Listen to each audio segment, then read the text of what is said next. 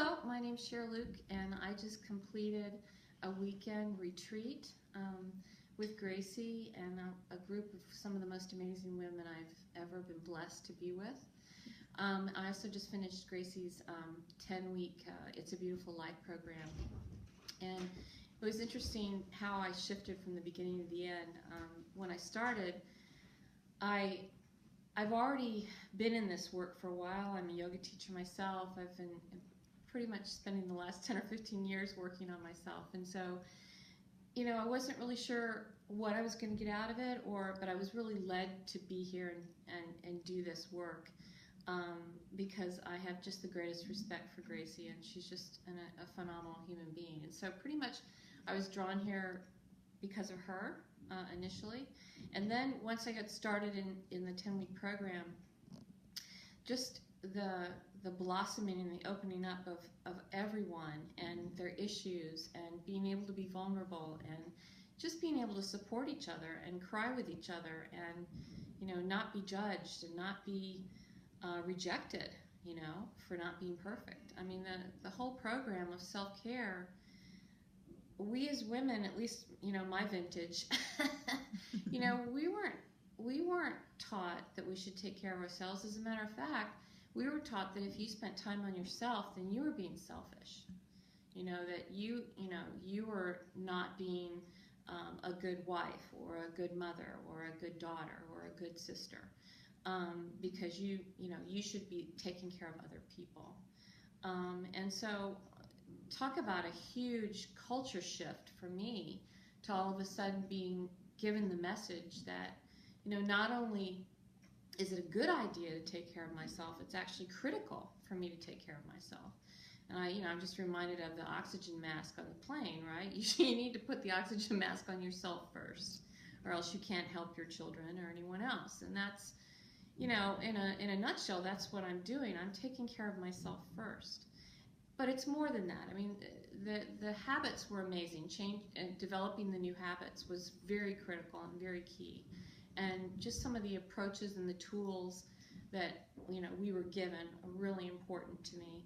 But the overall message here is that we need to take care of ourselves, and we can be in a group of women who are lifting us. We're all lifting each other up. It's like the wave raises all the boats, and so we spent this weekend together just sharing and being with each other and lifting each other up and hearing each other's stories and growing and becoming really sure of our own power, of our own belief in ourselves. One of my big issues is that I've always felt inherently deficient, or that I was out of step. I just didn't ever fit in. That's, one of my major buttons. And, I still have to work on that. I slept in late this morning, and my instinct was to panic, to think, oh my God, I'm missing yoga. I'm going to be rejected. I'm going to be judged, and I wasn't. I was embraced and I was loved, and it just made me realize, wow, Sherry, you still have a lot of work to do. I'm still subconsciously afraid that I'm not going to be accepted for who I am. But, Gracie and this group of just amazing women has shown me that, I can be accepted and I can be loved for exactly who I am. And even when I mess up and I don't do the right thing and I don't, follow my habits the way I should, there's still gonna be love and acceptance there. And so I guess the biggest message that I can give to anyone who's contemplating taking the 10-week course, or even to continue on the continuity course, is you deserve this.